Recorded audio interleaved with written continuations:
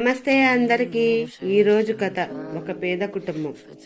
ఒక చిన్న ఊరిలో రామయ్య కుటుంబం ఉండేది.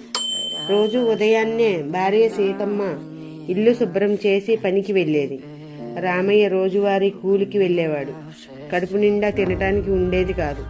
అందరికీ ఇళ్లల్లో కరెంటు ఉంటుంది, కానీ రామయ్య ఇంట్లో మాత్రం ఒక చిన్న దీపం వెలిగేది. ఆ దీపం కూడా వారి కొడుకు చదువుకోవటానికి ఉపయోగించేవారు. ఒక్కొక్కసారి వీధి లైట్ల కింద కూడా కూర్చొని చదువుకునేవాడు. అలా ఒకరోజు భారీ వర్షం, ఇంట్లో దీపం కూడా నిలవలేదు, కానీ అలానే చదువుతున్నాడు. రామయ్య వచ్చి, "ఎందుకు అంత కష్టపడుతున్నావు చీకట్లో నాన్న?" అన్నాడు.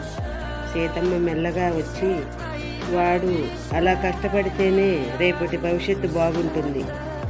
కానీ కొన్ని సంవత్సరాల తర్వాత తన కొడుకు టీచర్ అయ్యాడు. తన మొదటి జీతంలో ఇంట్లోకి కరెంటు తెచ్చాడు. ఇల్లు అంతా లైట్లతో కలకల్లాడుతూ ఉంది. పేదరికం కలల్ని ఆపదు, ఆశ ఉంటే వెలుగు తప్పకుండా వస్తుంది.